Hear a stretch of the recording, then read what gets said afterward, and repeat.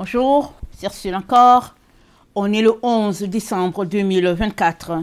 Alors, je viens sur la trompette aujourd'hui encore et je viens proclamer le retour de notre Seigneur Jésus-Christ.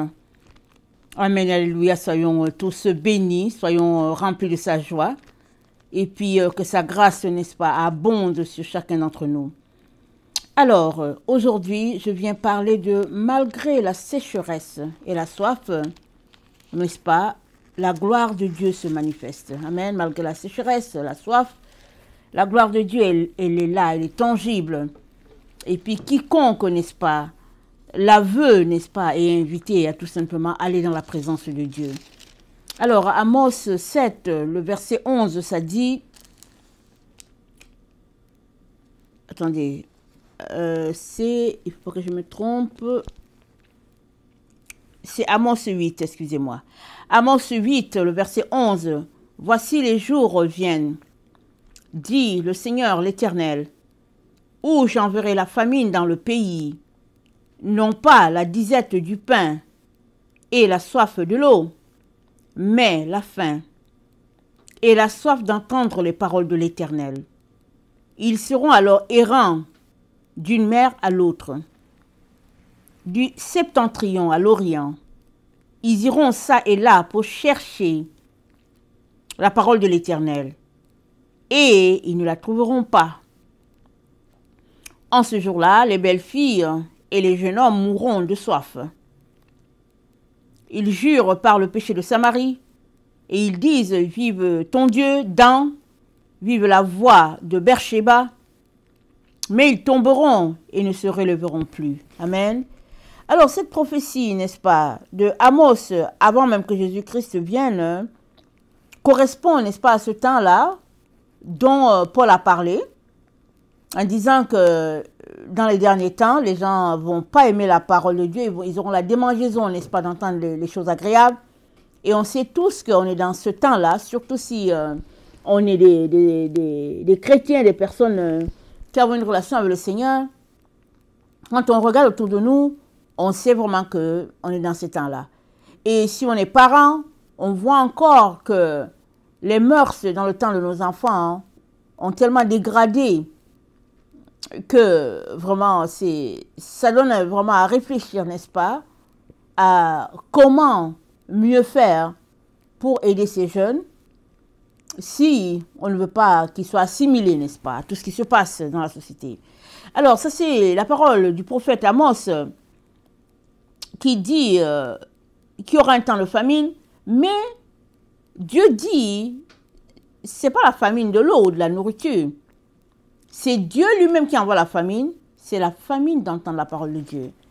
Et dans 2 Timothée 4, au verset 3, c'est dit, « Car il viendra un temps où les hommes ne supporteront pas la saine doctrine, mais ayant la démangeaison d'entendre les choses agréables, ils se donneront une foule de docteurs, selon leurs propres désirs, détourneront l'oreille de la vérité et se tourneront vers les fables. Mais toi, sois sobre. En toutes choses, supporte les souffrances. Fais l'œuvre d'un évangéliste. Remplis bien ton ministère. » Amen. Donc, il y a une opposition vraiment que Paul donne à son enfant Timothée. Il lui dit, il va venir un temps sur la terre où les gens ils ne supporteront pas les choses de Dieu. Et déjà, ça c'est au 1er siècle. Regardez comment Paul parle à Timothée. Alors, il parle comme un père, n'est-ce pas, qui transmet à son enfant une connaissance, se disant que lui ne sera plus là, mais l'enfant sera encore là. Alors, imaginez comment Paul a parlé, imaginez ce temps-là, n'est-ce pas? Paul a parlé, c'est au 1er siècle, nous sommes au 21e siècle.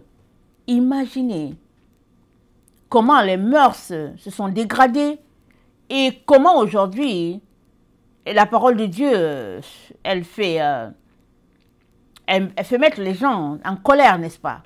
Quand il ne faut pas la parole de Dieu, en tout cas de suivre Jésus, il y a beaucoup les gens veulent juste qu'on leur donne la paix, qu'on les laisse tranquilles. Ils veulent mener leur vie comme ils entendent. Mais Dieu nous encourage toujours et toujours et toujours à prier les uns pour les autres et à prier, à exercer la foi jusqu'à ce que tous ceux pour qui on prie puissent rentrer dans la maison. Amen. Alors, je veux dire la maison du Père.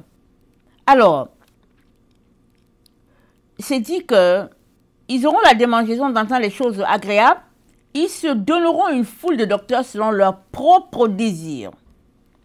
Alors, suivant les dénominations, alors il y a autant de docteurs de la loi que qu'il y a autant de dénominations sur la terre. Et, mais, même si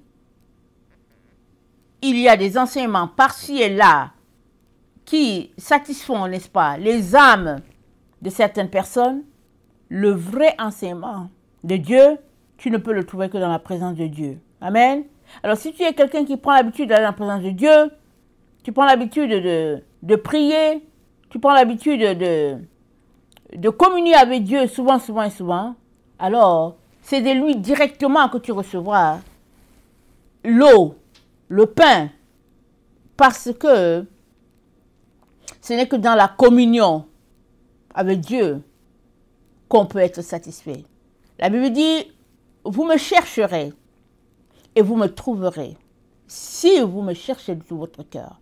Alors, Dieu garantit qu'on va le trouver, mais on devrait le chercher de tout notre cœur.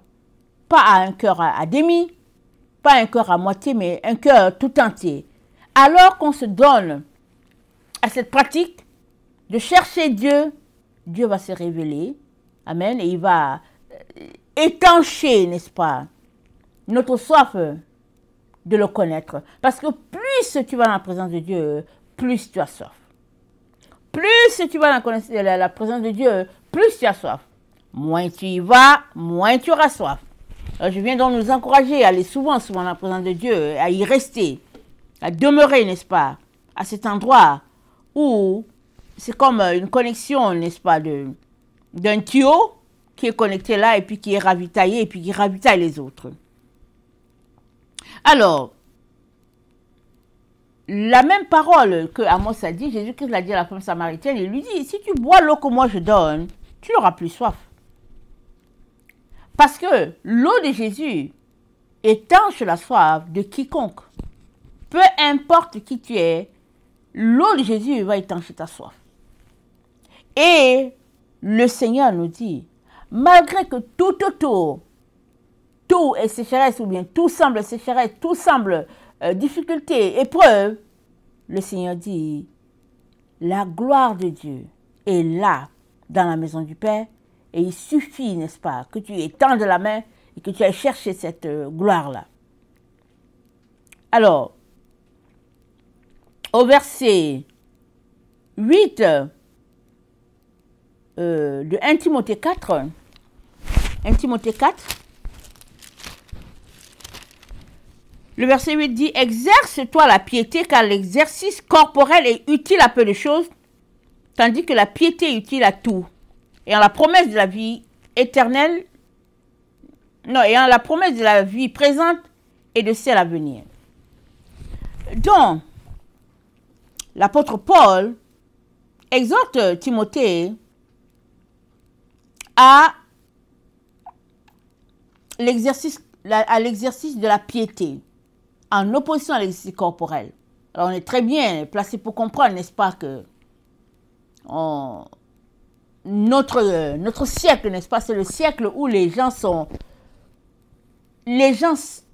dit que la société les amène à une certaine idée de perfection dans le physique, que tu te demandes qu'est-ce qu'il faudrait encore. Parce qu'il y en a qui peuvent dire, ok, j'aime pas mon nez, ils s'en vont, ils ajustent. Oh, j'aime pas la façon que je suis, ils s'en vont, ils ajustent. Ils ajustent. Je ne sais pas si au temps de Paul, les gens pratiquaient déjà quelque chose comme ça. Mais il dit à Timothée, au lieu de te concentrer, gaspiller ton énergie sur ce qui est corporel, vas-y sur ce qui relève de la piété. Parce que l'exercice corporel ne va pas t'apporter des points spirituels. Mais l'exercice, n'est-ce pas, spirituel va t'apporter des points, n'est pas dans la présence de Dieu. Alors, la piété, c'est quoi? C'est l'attachement fervent aux doctrines et pratiques de la religion. C'est une vertu qui dispose à rendre à Dieu l'amour qui lui est dû. C'est une dévotion ardente, sans faille à Dieu. Donc, la piété, c'est du pratico-pratique. On voit la personne pratiquer la piété. Ce sont des exercices, c'est des choses que tu fais au quotidien qui prouvent, n'est-ce pas, ta dévotion à ton Dieu. Amen. Il y en a qui vont avoir un cahier de méditation, il y en a qui vont avoir des versets qui vont lire tous les jours, et puis des chants qui vont chanter tous les jours. Et puis, dépendamment de comment chacun répartit son emploi, il est important, n'est-ce pas,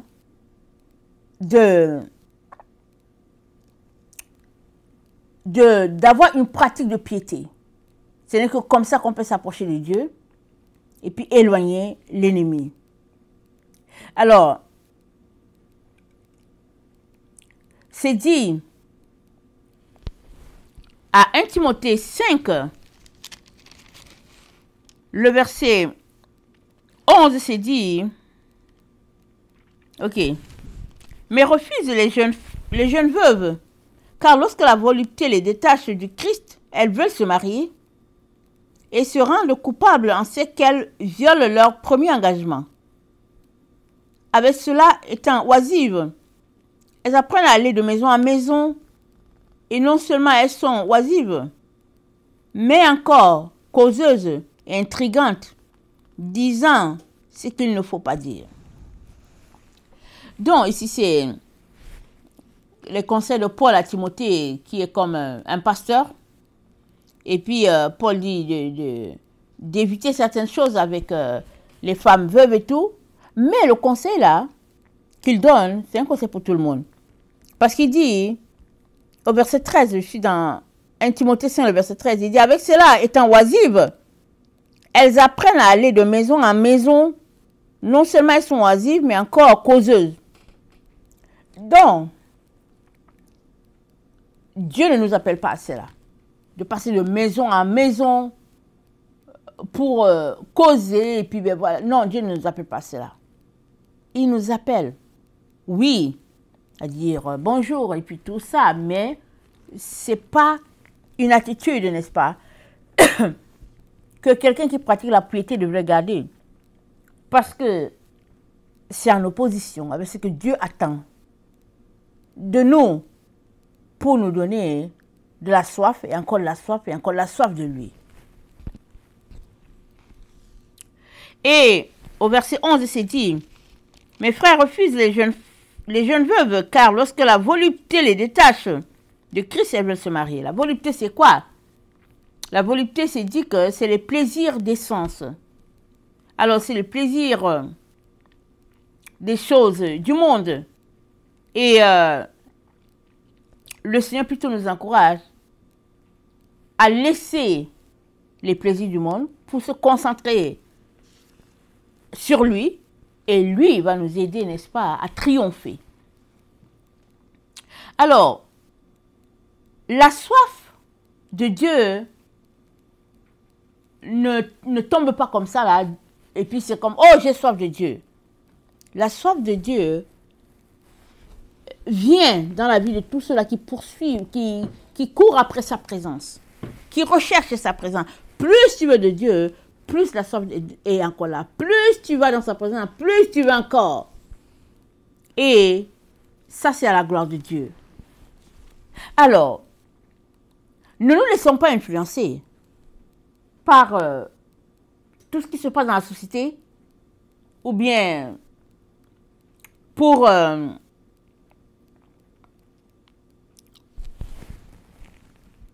je voulais revenir sur quelque chose. C'est dit, la piété est utile à tout, et en la promesse de la vie présente et de celle à venir, alors que l'exercice corporel est utile à peu de choses. Amen. Donc, il est en train de mettre l'accent ici entre ce qui est visible, tangible, et ce qui est invisible, qui est spirituel.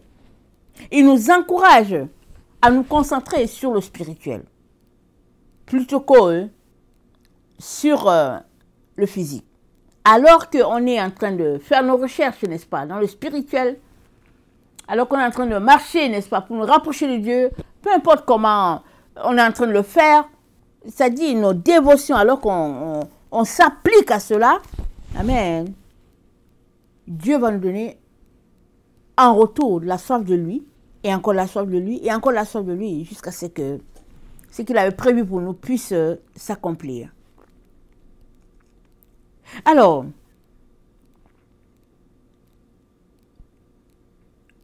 nul ne peut faire une distance de plus si elle ne veut pas le faire. Amen. Si tu ne veux pas aller de l'avant, personne ne va te forcer. Et moi, je viens t'encourager à aller de l'avant, à faire un programme pour aller de l'avant avec ton Dieu. Alors que tu établis le programme, tu seras interpellé, n'est-ce pas, à l'accomplir, à le réaliser. Parce que c'est là, c'est écrit, c'est soit dans ton agenda, dans un emploi de temps. Et plus tu vas mettre en application ce que toi-même tu as écrit, plus ta soif de Dieu sera étanchée, n'est-ce pas, du moment pour encore aller grandissant, et encore grandissant, et encore grandissant. Et la soif de Dieu, c'est disponible encore. Malgré les faiblesses dans la société. La soif de Dieu est là. C'est-à-dire que c'est possible d'avoir soif de Dieu, tout le temps, d'avoir soif de Dieu, c'est-à-dire de ne pas perdre cette ardeur. Et c'est ça que Dieu attend pour chacun d'entre nous. Il attend que nous soyons remplis d'ardeur. Et que nous puissions avancer, n'est-ce pas, avec ce qu'il nous a donné. Peu importe le degré ou bien la lourdeur de la chose. Si Dieu t'a donné de porter un poids de 10 kilos, c'est parce qu'il sait qu'il t'a créé pour en porter. Et voilà, à partir du moment où tu acceptes, ça veut dire que tu participes à tout cela. Alors, je viens nous encourager, n'est-ce pas, à avoir soif. C'est important d'avoir soif. Parce que tous ceux-là qui ont soif veulent se désaltérer. Et en allant te désaltérer, tu découvriras de plus en plus, n'est-ce pas, la proximité avec Dieu. Et ta relation va aller en s'améliorant, en grandissant. Et c'est ça que Dieu veut. Que les épreuves de notre siècle ne te découragent pas, mais continue. Sois un étudiant, sois studieux, pardon. Continue.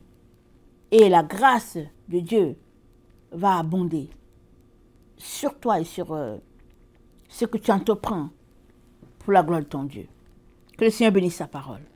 Amen et alléluia. Amen.